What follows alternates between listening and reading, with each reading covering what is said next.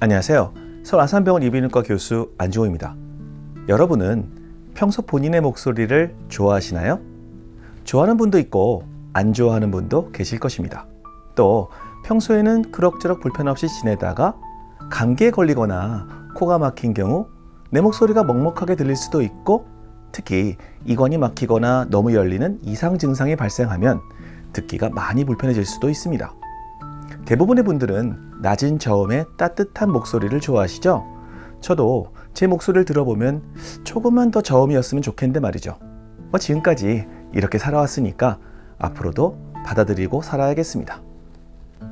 이번 동영상에서는 왜 내 목소리를 녹음기를 통해 듣거나 보청기를 착용하고 들을 때 어색하고 마음에 안 드는지 그 이유를 알려드리고, 특히 보청기 사용자의 경우 어떻게 하면 좀 더 편하게 사용할 수 있는지에 대해서 말씀드리겠습니다. 먼저 녹음기를 통해 내 목소리를 들었을 때 왜 내가 아는 내 목소리와 다르고 심지어 별로인지 말씀드리겠습니다. 내 목소리를 스마트폰이나 보이스 레코더에 녹음해서 들어보았을 때 내 목소리가 실제로는 이렇게 좋다고? 라는 생각을 하시는 분 아마 별로 없으실 겁니다. 제 주변에도 없더라고요. 왜 그럴까요? 그 이유를 알기 위해서는 우선 우리가 성대를 통해 말을 할 때 말소리가 귀에 전달되는 과정에 대해서 생각해 볼 필요가 있습니다. 말을 하게 되면 목소리는 입 밖으로 나오게 되고, 이는 다시 귀에 전달되어 귓구멍을 통해 고막, 이소골, 그리고 달팽이관에 내 목소리를 전달하게 됩니다. 그런데 이게 다가 아니죠. 성대는 후두부에 위치합니다. 후두부는 인두부로 연결되어 내 목소리의 일부는 코 뒤의 이관, 코 안의 점막과 특히 얼굴뼈를 진동시켜서 달팽이관에 직접 내 목소리를 전달하게 됩니다. 보시는 CT 사진에서처럼 코 주변의 공간들, 즉 부비동이라고 불리는 공간들은 정상적으로 비어있고 공기로 차 있습니다. 마치 오디오 스피커 캐비닛 안이 비어있어서 스피커의 음이 공명과 변조를 일으키면서 외부로 퍼져나가는 것과 유사하다고 생각하시면 됩니다. 결과적으로 나는 내 목소리를 공기를 통한 기도 전도와 얼굴뼈 등을 통한 골 전도를 합친 상태로 듣게 되는 것이죠. 또한 얼굴뼈와 코 점막은 내 목소리의 성분 중에 고음역 소리를 일부 흡수합니다. 그래서 결과적으로 내가 듣는 내 목소리는 약간 톤이 낮아지고 따뜻하게 느껴지게 됩니다. 그런데 녹음한 내 목소리는 골 전도가 빠진 기도 전도로만 전달된 소리니까 아무래도 약간의 차이가 있을 수밖에 없습니다. 일반적으로 내가 느끼는 것보다 약간 높고 날카로운 소리로 들린다고 생각을 하게 됩니다. 제 친구는 본인 목소리가 코맹맹이 소리 같아서 마음에 안 들어 하더라고요. 그렇다면 코 점막이 부어오르거나 만성 부비동염으로 부비동의 빈 공간들이 염증으로 차 있다면 어떻게 들릴까요? 아까 말씀드렸듯이 우리의 얼굴뼈는 스피커의 캐비닛과 같은 역할을 합니다.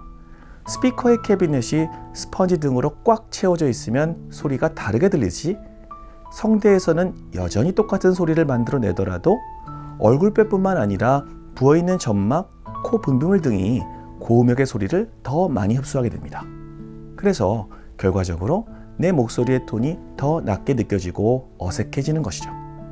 그래서 우리는 일반적으로 녹음된 내 목소리를 남들이 들었을 때보다 더 박하게 평가하게 됩니다. 좀 오래된 연구인데 2005년 클리니컬 오토라링골로지에 발표된 논문입니다. 연구진들은 35명의 음성장애 환자들을 대상으로 본인의 목소리를 일정한 판단 기준에 따라 주관적으로 평가하고, 이를 음성 전문의들의 평가와 비교해 보았을 때 환자들은 본인 목소리를 비교적 일관성 있게 평가하지만 전문의들의 객관적 평가에 비해서 본인의 목소리를 더 나쁘게 판단하였습니다. 결과적으로 남들이 듣는 것보다 내가 듣는 내 목소리를 더 안 좋은 상태라고 생각한다는 것이죠. 그래서 음성장애를 치료하는 전문의들은 만족스러운 본인의 목소리에 대한 환자들의 평가 기준과 기대감이 의사들의 평가 기준보다 높다는 것을 염두에 두고 잘 설명하고 치료해야 합니다. 두 번째로, 왜 보청기를 처음 착용하면 내 목소리가 어색하고 더 불편하게 느껴지는 것일까요?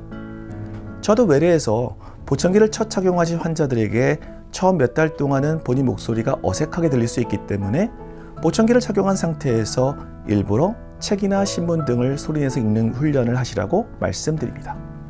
요즘 보청기들의 스펙이 좋아지고 피팅을 잘해드리면 아주 불편함은 없는데 그래도 여전히 뭔가 어색하다고 하는 분들이 계십니다.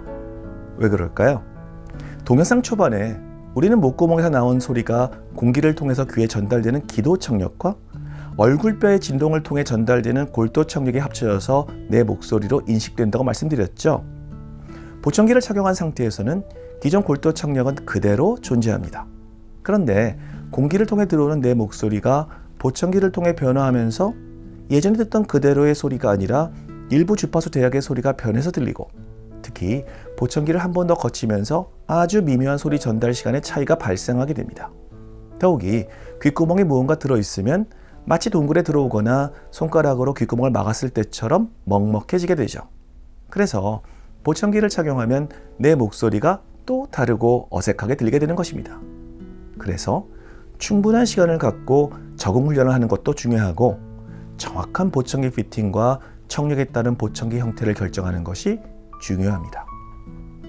2020년 Trends in Hearing에 발표된 논문에서 저자들은 생애 첫 보청기 착용자 70명, 예전부터 보청기를 사용하다가 이번에 새로 보청기를 교체한 70명을 대상으로 보청기 착용 전과 착용 후 본인 목소리의 어색함이나 불편한 정도를 평가했습니다. 그리고 보청기를 착용하지 않는 정상인 70명이 대조군으로 참여하였습니다.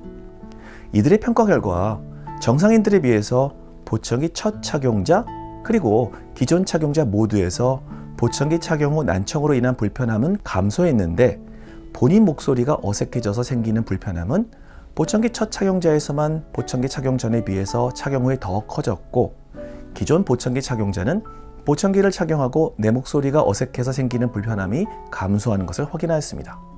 물론 두 그룹 모두 정상인에 비해서 보청기를 착용했을 때 본인 목소리가 어색하게 들리는 불편함은 여전히 존재했습니다. 결과적으로 어떤 경우에서든 보청기를 하게 되면 자연스럽게 느끼던 내 목소리보다 뭔가 어색하게 들리는 것은 정도의 차이가 있을 뿐 여전히 존재하지만, 보청기를 오랫동안 사용하고 익숙해질수록 그런 어색함은 점점 더 무시할 정도로 좋아지는 것을 알 수 있습니다. 그래서 처음 보청기를 착용할 때 많은 불편함과 어색함이 있더라도 전문 청각사 선생님들과의 꾸준한 상담과 피팅을 통해 충분히 좋아질 수 있다고 격려해 드립니다. 오늘 드린 말씀이 내 목소리의 인식 과정을 이해하고 보청기 관련 지식에 작은 도움이 되셨기를 바랍니다. 중국 속담에 불파만 지파참이란 말이 있습니다. 천천히 가는 것을 두려워 말고 다만 멈추는 것을 두려워하라는 의미죠. 보청기를 착용하면서 편하고 잘 듣게 되는 과정은 생각보다 지루하고 시간이 오래 걸립니다. 그렇지만 빨리 잘 안 들린다고 중간에 보청기 착용을 그만두면 귀 건강이 오히려 더 악화될 수 있습니다.